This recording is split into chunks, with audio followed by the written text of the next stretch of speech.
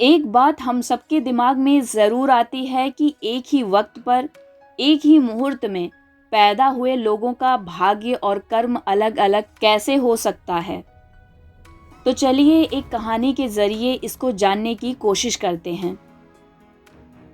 एक बार की बात है, एक राजा के दिमाग में भी यही बात आई।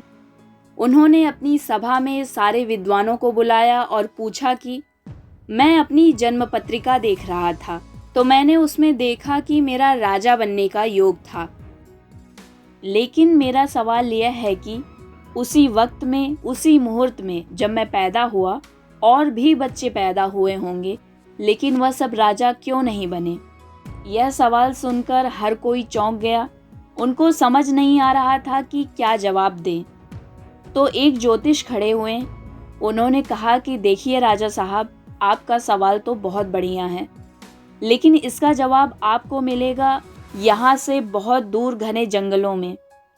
वहाँ एक महात्मा रहते हैं, वह तपस्या कर रहे हैं। उनके पास आपके सवालों का जवाब होगा, आप उनके पास जाइए। राजा ने कहा ठीक है। राजा अपने घोड़े पर सवार होकर उनसे मिलने के लिए निकल पड़े। जब वह जंगल के बीचों बीच पहुंचे तो देखा कि जो महात्मा हैं वह आग में से अंगार निकाल के खा रहे हैं। उन्हें समझ नहीं आया कि महात्मा जी क्या कर रहे हैं।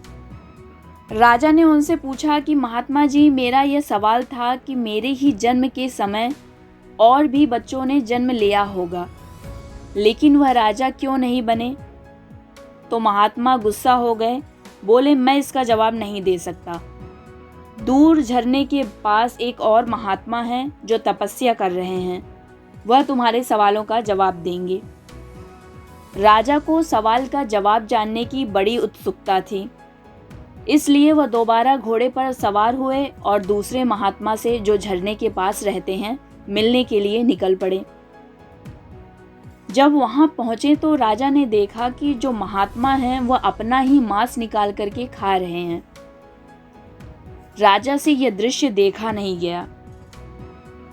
फिर भी हिम्मत करके उन महात्मा के पास गए और पूछा कि महात्मा जी, एक ही वक्त पर जो बच्चे पैदा हुए हैं उनका एक जैसा भाग्य क्यों नहीं है? यह बात सुनकर महात्मा को बहुत गुस्सा आया और राजा से बोले, यहाँ से तुरंत निकल जाओ, बहुत दूर चले जाओ, वहाँ एक गांव मिलेगा। उस गांव में 4-5 साल का एक बच्चा मरने वाला है। इससे पहले वह मर जाए, जा करके अपने सवाल का जवाब मांग लो। राजा को कुछ समझ नहीं आ रहा था कि यह सब चल क्या रहा है। 2 महात्माओं से मुलाकात, तीसरे बच्चे से मिलना है जो मरने वाला है। फिर भी घोड़े पर सवार होकर राजा फिर से निकल पड़े। उस गांव में पहुंचे जहां पर वो 4-5 साल का बच्चा था। देखा तो उसके मम्मी पापा और परिवार के सभी लोग बैठे हुए हैं, वैद्य खड़े हुए हैं और बच्चा लेटा हुआ है। राजा ने बच्चे से पूछा कि मेरा एक सवाल है। 2 महात्माओं ने कहा है कि आप ही जवाब दे सकते हो। बच्चा हंसते हुए बोला, राजा, मैं आपको बताना चाहता हूँ कि वह जो 2 महात्मा मिले और मैं जो हूँ, हम तीनों आपके भाई रहे हैं। 7 जन्म पहले हम चारों राजकुमार थे और एक बार जंगल में भटकते भटकते 2-3 दिन हो गए। भूखे प्यासे घूम रहे थे, तभी हमें आटे की पोटली मिली और हम चारों ने किसी तरह से मिलकर 4 रोटियां बना ली। हम खाने ही वाले थे कि एक महात्मा वहां आ गए। उन्होंने कहा, मुझे खाने के लिए रोटी दे दो।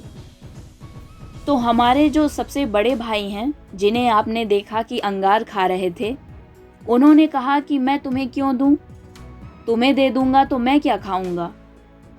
दूसरे वाले जो थे, उन्होंने कहा कि मैं तुम्हें रोटी नहीं दे सकता, क्योंकि अगर तुम्हें मैं रोटी दूंगा तो क्या मैं अपना मांस नोच कर खाऊंगा? तीसरे वाले यानी मैंने कहा मैं नहीं दे सकता, मैं क्या खाऊंगा? यही बोलकर मैंने भी बात को टाल दिया। चौथे राजकुमार आप थे। आपने अपनी रोटी में से आधी रोटी महात्मा जी को दे दी और उन्होंने आपको खुश होकर आशीर्वाद दिया कि तुम्हें तुम्हारे कर्म और व्यवहार के अनुसार ही आने वाले जन्मों में फल मिलेगा। इसीलिए आज आप राजा हैं। और उन दो और मेरा हाल तो आप देख ही रहे हैं। बुरे कर्म करके अच्छे भाग्य की कल्पना करना बेकार है। अगर हमारे कर्म अच्छे हैं तो हमारा भाग्य भी सुंदर होगा। जब किसी गलत चाबी से एक ताला नहीं खुल सकता, तो गलत कामों से किसी की किस्मत का दरवाज़ा कैसे खुल सकता है।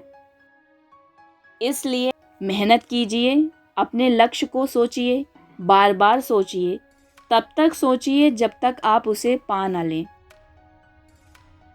ये कहानी अगर आपको अच्छी लगी हो तो चैनल को लाइक, शेयर और सब्सक्राइब कीजिए ताकि आने वाली कहानियों को आप सुन सकें।